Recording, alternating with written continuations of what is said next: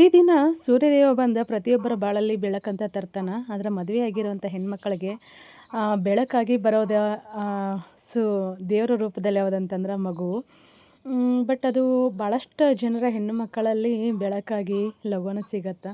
ಕೆಲವೊಂದಿಷ್ಟು ಹೆಣ್ಮಕ್ಳ ಲೈಫಲ್ಲಿ ಭಾಳ ವಿರಳವಾಕ್ಕೈತಿ. ಇನ್ನು ಕೆಲವೊಂದಿಷ್ಟು ಹೆಣ್ಮಕ್ಕಳಲ್ಲಿ ಆ ಬೆಳಕನ್ನೋದು ಬರೋದನೇ ಇಲ್ಲ. ಬರದೇ ಇರೋರ ಲಿಸ್ಟಲ್ಲಿ ನಾನು ಒಬ್ಬಳಂತ ಹೇಳ್ತೀನಿ. ಇವತ್ತು ಈ ವಿಷಯನ ಯಾಕೆ ಹೇಳಾಕತ್ತೇನೆ ಅಂಥೇಳಿ ಭಾಳಷ್ಟು ಜನ ಕನ್ಫ್ಯೂಷನ್ ಮಾಡ್ಕೋತಿರ್ಬೋದು. ಮತ್ತೇನಪ್ಪ ಇವುಗಳು ವ್ಯೂಸು ಏನಂತಾರೆ ಸಬ್ಸ್ಕ್ರೈಬರ್ಸ್ಗೋಸ್ಕರ ಹೊಸ ನಾಟಕ ಶುರು ಮಾಡ್ಕೊಂಡಾಳ ಅಂತ ಅನ್ಸುತ್ತೆ. ಕೆಲವರಿಗೆ ಅನಿಸ್ಬೋದು ಮಾನವೀಯತೆ, ಮನುಷ್ಯತ್ವ ಅದನ್ನು ಅದರ ಕಷ್ಟ ಯಾವುದೂ 1% ಗೊತ್ತಿಲ್ಲದೆ ಇರೋರಿಗೆ. ಯಾಕಂದರೆ ಕೆಲವೊಂದು ಹೆಣ್ಮಕ್ಳಿಗೆ ದೇವರು ಈಸಿಯಾಗಿ ಎಲ್ಲವನ್ನು ಕೊಟ್ಬಿಟ್ಟಿರ್ತಾನೆ. ಇನ್ನು ಕೆಲವೊಂದು ಹೆಣ್ಮಕ್ಳಿಗೆ ಎಷ್ಟೇ ಕಷ್ಟಪಟ್ಟರೂ ಕೊಡೋಂಗಿಲ್ಲ. ಕೆಲವೊಂದು ಘಟನೆಗಳನ್ನು ನಾನು ನಿಮ್ಮ ಜೊತೆ ಶೇರ್ ಮಾಡ್ಕೊಳಕ್ಕೆ ಟ್ರೈ ಮಾಡ್ತೀನಿ. ಅಲ್ಲಿ ಯಾರಿಗೆ ಸರಿ ಅನ್ಸತ್ತೋ ಯಾರಿಗೆ ತಪ್ಪಂತ ಅನ್ಸತ್ತೋ ಅದು ಅವರವರ ಅಭಿಪ್ರಾಯ. ಈಗ ಮುಂಜಾನೆ ರೂಟೀನ್ ಶುರು ಮಾಡಿ ನಾನು ಇಷ್ಟು ದಿನ ಇಲ್ಲ ಇವತ್ತು ಯಾಕೆ ಮತ್ತೆ ಈ ಮಾತು ತೆಗ್ದಾಳೆ ಅಂಥೇಳಿ ಭಾಳಷ್ಟು ಜನ ಕನ್ಫ್ಯೂಷನ್ ಮಾಡ್ಕೊಳಕ್ಕೆ ಹೋಗ್ಬಿಟ್ರಿ. ಟೈಟಲ್ ಅಥವಾ ತಮ್ಮನೇಲಿ ನೋಡಿದರೆ ಗೊತ್ತಾಗ್ಬೋದು. ಮತ್ತೆ ಒಂದು ಹೊಸ ಕನಸು, ಹೊಸ ಆಸೆ ಮನಸ್ಸಲ್ಲಿ ಏನೋ ಚಿಗುರೊಡೆದಾಗ ಮತ್ತೆ ಒಂದು ಪ್ರಯತ್ನ ಇರಲಿ ಅಂಥೇಳಿ ಮಾಡ್ತಿರ್ತೀವಿ. ಆ ಪ್ರಯತ್ನದಲ್ಲಿ ದೇವ್ರು ನಮ್ಮ ಕೈ ಹಿಡಿತಾನೆ ಇಲ್ಲ ಗೊತ್ತಿಲ್ಲ. ಬಟ್ ಮಗುವಿನ ವಿಷಯದಲ್ಲಿ ಸತತ ಪ್ರಯತ್ನ ಅಂತರೂ ನನ್ನಂಥ ಎಲ್ಲ ಹೆಣ್ಣು ಮಕ್ಕಳದನ್ನು ಇದ್ದೇ ಇರ್ತೈತಿ. ಈಗ ಅದನ್ನೆಲ್ಲ ಬಿಟ್ಟು ರೂಟೀನ್ ಶುರು ಮಾಡ್ಕೊಂಡು ಆನಂತರ ನಾನು ಮತ್ತು ಏನು ಅಂತ ಹೇಳ್ತೇನೆ. ನಾನು ಒಂದು ರಿಕ್ವೆಸ್ಟ್ ಎಲ್ಲರ ಹತ್ತಿರ, ನಿಮಗೆಲ್ಲ ಭಗವಂತ ಖುಷಿಯಿಂದ ನೀವು ಬಯಸಿದೆಲ್ಲ ಕೊಟ್ಟಾನಂಥೇಳಿ ಸಿಗದೇ ಇರುವಂಥ ಹೆಣ್ಣು ಮಕ್ಕಳಿಗೆ ಹರ್ಟ್ ಮಾಡೋಕೆ ಹೋಗಬೇಡಿ, ಮನಸ್ಸನ್ನು ನೋಯಿಸೋಕೆ ಹೋಗಬೇಡಿ. ಆಲ್ರೆಡಿ ಪ್ರತಿದಿನ ಪ್ರತಿ ಸೆಕೆಂಡೂ ಸತ್ತು ಬದುಕ್ತಿರ್ತಾರೆ. ಒಂಥರ ಹೆಂಗೆ ಅಂತಂದ್ರೆ ನಟನೆಯ ಬದುಕಿನಲ್ಲಿ ಬೆಳಕನ್ನೇ ಕಾಣದೇ ಇರುವಂಥ ಹೆಣ್ಣುಮಗಳು ಬದುಕ್ತಿರ್ತಾಳೆ ನಟನೆ ಮಾಡ್ಕೊತ.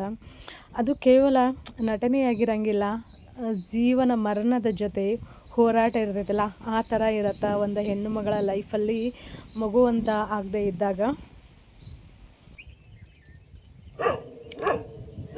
ಎಲ್ಲ ಕೆಲಸ ಮುಗಿಸ್ಕೊಂಡು ಹೋಗೋ ಮುಂದೆ ಸಿಗ್ತೀನಿ. ಒಳಗೆ ಗ್ಯಾಸಿನ ಮ್ಯಾಗ ಕುಕ್ಕರ್ನಾಗ ತೊಗರಿಬೇಳೆ ಹಾಕ್ತಾನೆ ಸಾಕು. ಬಿಸಿಲು ಹೊಡೆಯಕ್ಕಂಥದ್ದು ಹೋಗಿ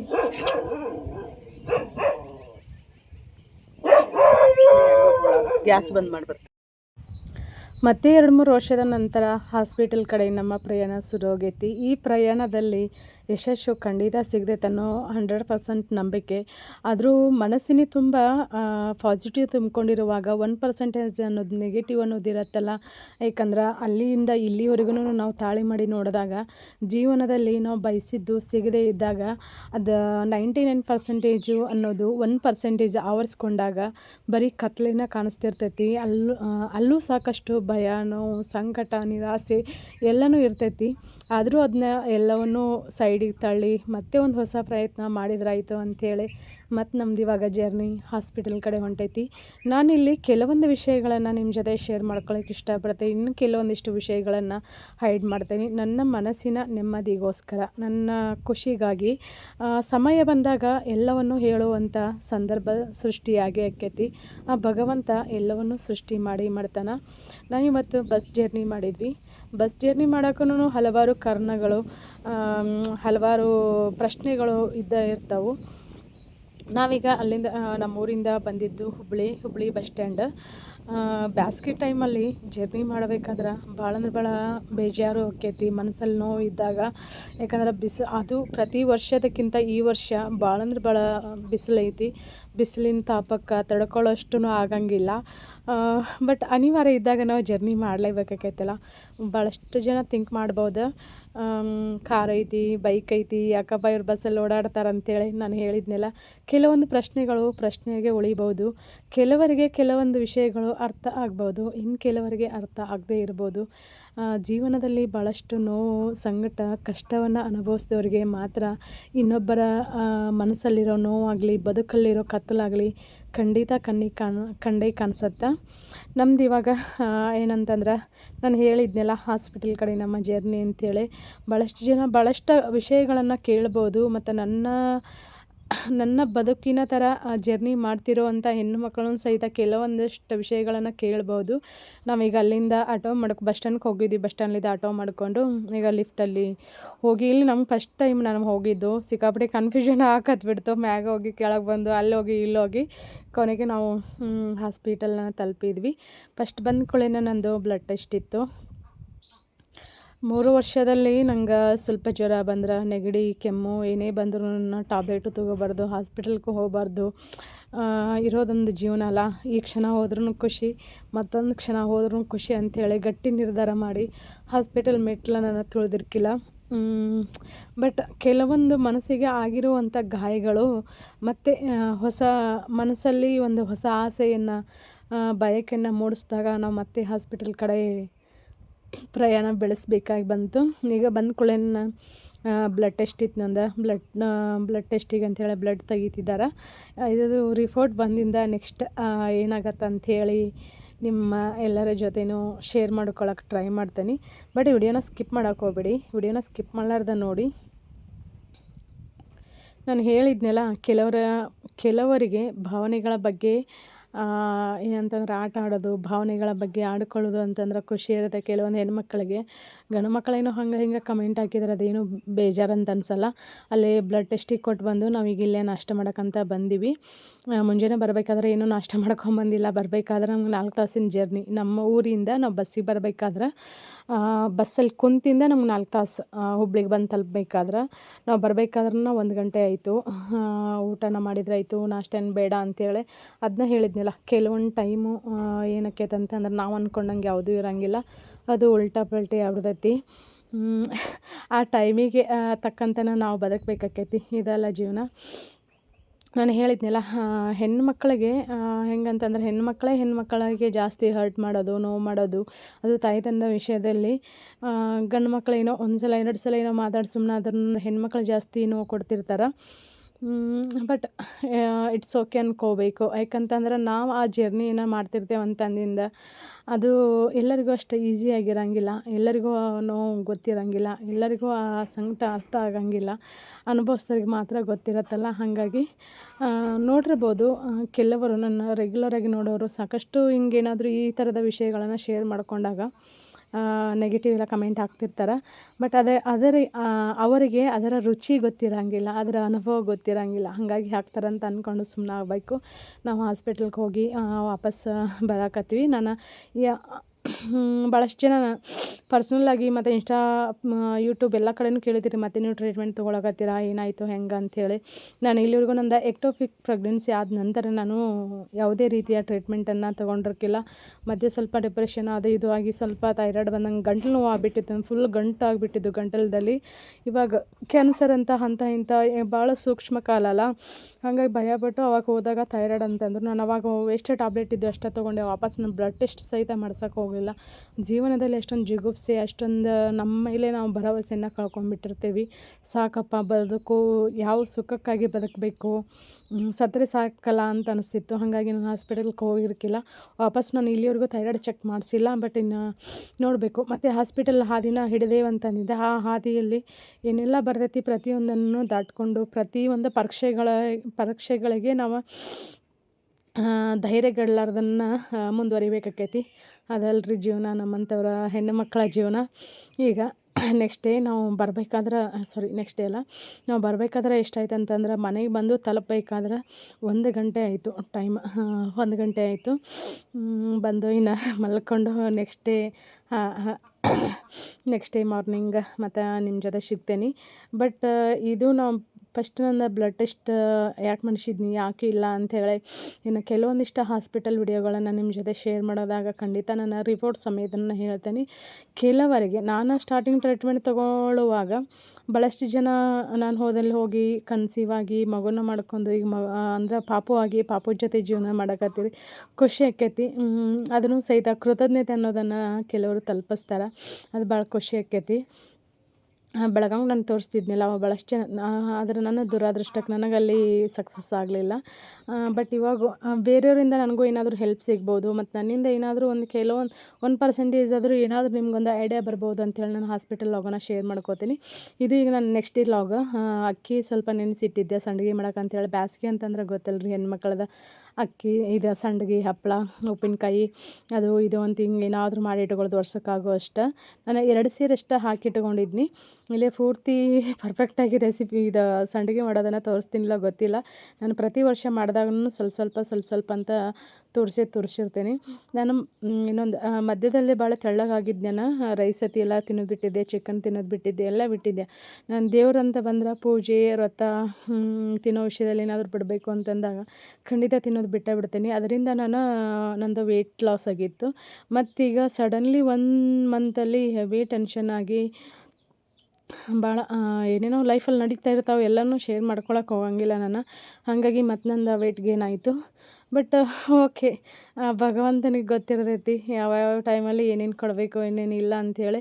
ಅದು ನಮ್ಮದು ಸತತ ಪ್ರಯತ್ನ ಒಂದು ಇರಬೇಕಂತ ಹೇಳೋಕ್ಕೆ ಇಷ್ಟಪಡ್ತೀನಿ ನಾನು. 99% ನಮ್ಮ ಎಫರ್ಟ್ ಇರಬೇಕು, 1% ಆ ದೇವರ ಆಶೀರ್ವಾದ ನಮ್ಮಲ್ಲಿರೋ ಒಳ್ಳೆತನದಿಂದ ಖಂಡಿತ ಒಳ್ಳೆಯದಾಕೈತಿ. ಈಗ ನಾನಿಲ್ಲೇ ಸಂಡ್ಗೆ ಹಿಟ್ಟು ಇದನ್ನು ಮಾಡಕತ್ತೀನಿ. ನಾವು ಹಿಟ್ಟು ಅಡುವುದು ಅಂತ ಹೇಳ್ತೀವಿ, ಅಮ್ಮ ಅಂತಾರಲ್ಲ ಹಂಗೆ ಹಿಟ್ಟು ಅಡೋದು ಅಂತ ಹೇಳ್ತೀವಿ. ಇದನ್ನು ಒಂದು ಸಲ ನಾವು ಬೋಗಾಣಿ ಒಳಗೆ ಹಾಕಿ ಒಲೆ ಮ್ಯಾಗಿಟ್ಟಿವಂದ್ರೆ ಕೈ ಆಡಿಸೋದು 1 ಸೆಕೆಂಡು ಸಹಿತ ಬಿಡಬಾರ್ದು. ಇದನ್ನು ಈಗ 1 ಸೆಕೆಂಡ್ ಬಿಟ್ಟಿವಂದ್ರೆ ಗಂಟಾಕೈತಿ, ಸರಿಯಾಗಿ ಬರೋಂಗಿಲ್ಲ. ಹಾಗಾಗಿ ಕೈ ಆಡಿಸ್ಬೇಕು, ತಿರುತ್ತಾನೆ ಇರ್ಬೇಕು. ಅದು ಹಂಗೆ ಅದು ಹೆಂಗೆ ಗಟ್ಟಿ ಆಗ್ತಾ ಬರ್ತೈತಲ್ಲ ಹಂಗೆ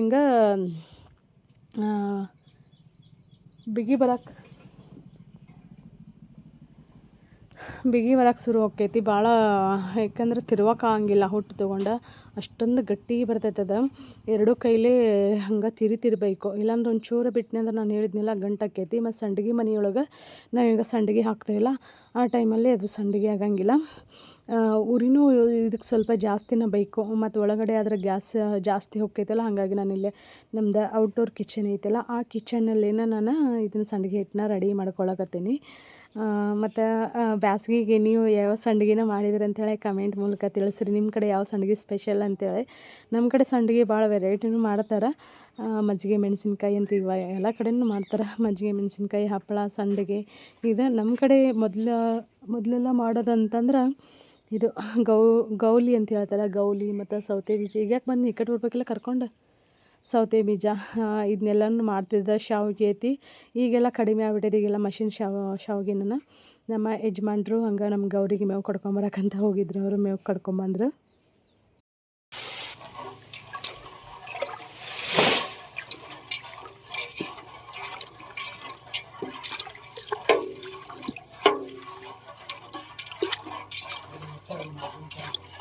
ಹಾಂ,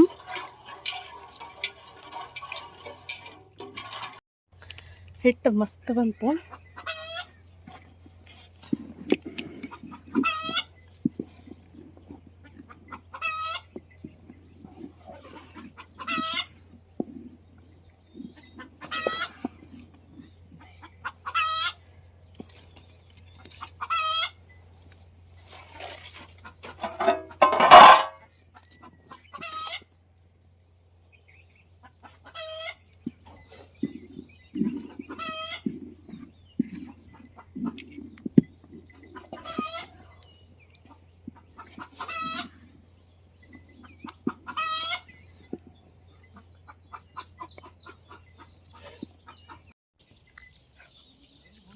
ಕರೆಂಟ್ ಮೋಟರ್ ಚಾಲು ಐತಿ, ಏನು ಮಾಡೋದು ಏನು ಬಂದು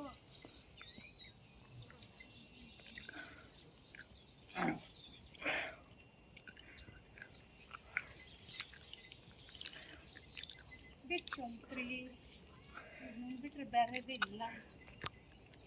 ಕಲ್ ತೊಗೊಂಡು ಜಲ್ದಿನ ತೊಗೊಂಬಿ. ಕಲ್ ತೊಗೊಂಡು ಜಲ್ದಿದ್ರೆ ಹೊಡೆದಾಕ್ತೈತಿ ನಿಮ್ಮ ಮಗುಂದಿದ. ಹಂಗೆ ನೋಡಿಸಿರ್ತೇವೆ ಮದುವೆ ಟೈಮಲ್ಲಿ ಕೊಟ್ಟಿರೋ ಇವೆಲ್ಲ. ಮಮ್ಮಿ ಆಗ ಕರೆಂಟ್ ಹೋಗಿದ್ದಿಲ್ಲ, ಒಂದು ಅರ್ಧ ತಾಸು ಹೋಗಿದ್ದಿಲ್ಲ ಕರೆನು. ಚಲೋ ಮಾಡ್ಕೊಂಬಂದ್ರಿ ಅದ್ರ ನಂತರ? ಇಲ್ಲ, ಮತ್ತೆ ಚಲೋ ಮಾಡ್ಕೊಂಬಂದಿರ ಅದ್ರ ನಂತರ. ಬಿಚ್ಚಲಿಲ್ಲ ಅಂದ್ರೆ ಹಂಗೆ ಅಂತಿದ್ವು ಗತಿ. ಇಲ್ಲಿ ಯಾರೂ ಇದ್ದಂಗಿಲ್ಲ. ಅಲ್ಲಿ ಊರಲ್ಲಿ ಇರ್ಬೋದಲ್ಲ ಒಮ್ಮೆ ಸೋಮನಿದ್ರೆ. ಅಲ್ಲಿಗೆಲ್ಲ ಹೋಗಿದ್ವಿ.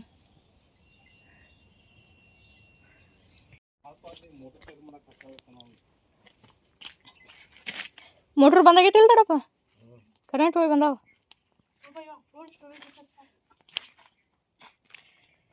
ನಾವು ಅಲ್ಲೇ ತುಳಸಿಗೇರಿಗೆ ಹೋಗ್ಬೇಕಾದ್ರೆ ಹಣ್ಣು ತೊಗೊಂಬರ್ತೀವಲ್ಲ, ಏನು ಮಾಡ್ತಾರಂದ್ರೆ ಮ್ಯಾಗ ಚಲೋ ಚಲೋ ಇಟ್ಟಿರ್ತಾರೆ, ಕೆಳಗೆಲ್ಲ ಇಂಥವು ಇಟ್ಬಿಟ್ಟಿರ್ತಾರೆ. ಈಗ ನೋಡಿ ನಮ್ಮ ದೇವಿ ತಿನ್ನಾಕತ್ತಾಳ. ಆಕೆ ಅವನು ಓಪನ್ ಮಾಡ್ತಾವ, ಹೊಡಿತಾಳ ಅವನಿಷ್ಟು ಉಳ್ಕ. ನಿನ್ನೂ ಹಂಗೆ ಅದಾವ. ನಿನ್ನೆ ಒಂದು ಎಷ್ಟು ಅಂದ್ರೆ ಒಂದು 12 ಹಣ್ಣು ಹಿಂಗೆ ಬಂದು ಅಂದ್ರೆ ನಾವು ರೊಕ್ಕ ಕೊಟ್ಟು ಮತ್ತು ಇನ್ನು ತೊಗೊಂಬಂದೂ ವೇಸ್ಟ್ ನೋಡಿ. ನಾವು ಪ್ರತಿ ಸಲನೂ ಹೇಳ್ತೀವಿ, ನಾವು ತಿನ್ನಾಕಂತ ಒಯ್ತೀವಿ, ನೀವೇನೋ 10 ರೂಪಾಯಿ ಜಾಸ್ತಿ ತಗೋರಿ. ಹುಳ ಹೆಂಗೆ ಬುಚ್ಚು ಬುಚ್ಚು ಅಂತ ಅಂದ್ರೆ ಈ ಕುರೊಳಗೆ.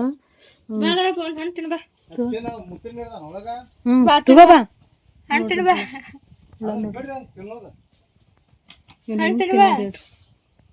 ಚಿಕ್ಕೋಣ ಬಾ ಇಲ್ಲ ಒಂದು 4 ಹಣ್ಣು ಕೊಡ್ತೀನಿ.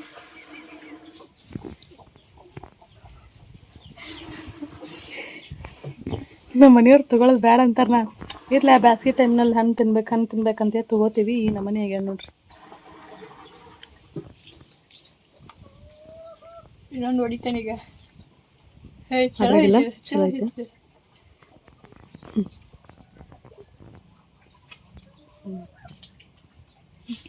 ಇಲ್ಲತ್ತೇನು ಬಾದಡಪ್ಪ ಮಸ್ತ್ ಸಿಗೋದಿಲ್ಲ ಹಣ್ಣು ಕುಲ ಅದು ಹುಳಿ ಇಟ್ವ ಇದೆ ಕೊಡಪ್ಪ. Thank you. ಎಳ್ನೀರು ಕುಡಿಯಾಕತ್ತಾರ ನೋಡ್ರಿ ಇಷ್ಟರು. ನಾನು ಕುಡಿಯಾಕತ್ತೇನೆ ಅದ್ರ ಕೂಡ.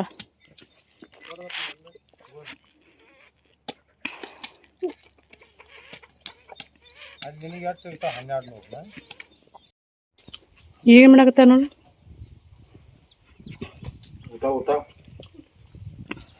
ನಾನು ಊಟ ಮಾಡಾಕತ್ತೀನಿ. ಅಡುಗೆ ಏನು ಭಾಳ ಮಾಡಿಲ್ಲ. ದಾಳಂಬ್ರಿ ಮೊಸರನ್ನ ಮಾಡಾಕ ದಾಳಂಬ್ರಿ ಉದರ್ಸಿ ಇಡೋದು ನಮ್ಮ ದೇವಿ. ಅವು ಕಾಯಿ ತೊಗೊಂಬಂದೆ ಭಾಳ ದಿನ ಆತ. ಎಲ್ಲಿ ಕುಂತೇವೆ ನೋಡ್ರಿ ನಾವು.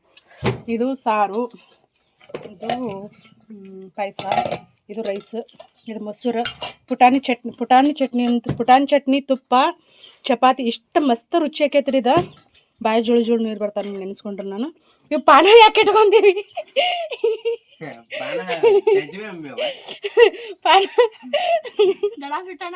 ಪಾನ ಯಾಕೆ ಇಟ್ಕೊಂತೀವಿ ಹೇಳ್ರಿ? ನಿಂಬೆಕಾಯಿ ಉಪ್ಪಿನಕಾಯಿ ಮನ್ಯಾಗ ಮಾಡಿದ್ದು, ಕವಳಿಕಾಯಿ ಉಪ್ಪಿನಕಾಯಿ ಹಾಕ್ಬೇಕು ಮಾಡಿ ಇಟ್ಟೇವಿ. ನಮ್ಮ ಯಜಮಾನ್ರು ಸ್ವರ್ಗ ತಿನ್ನಾಕತ್ತಾರು. ಸಾರು ಚಪಾತಿ ಒಬ್ಬೊಬ್ರದ್ದು ಒಂಥರ ಟೇಸ್ಟ್ ನೋಡ್ರಿ ನಮ್ದು. ಬರ್ರಿ ನೀವು ಊಟ ಮಾಡಕ್ಕೆ.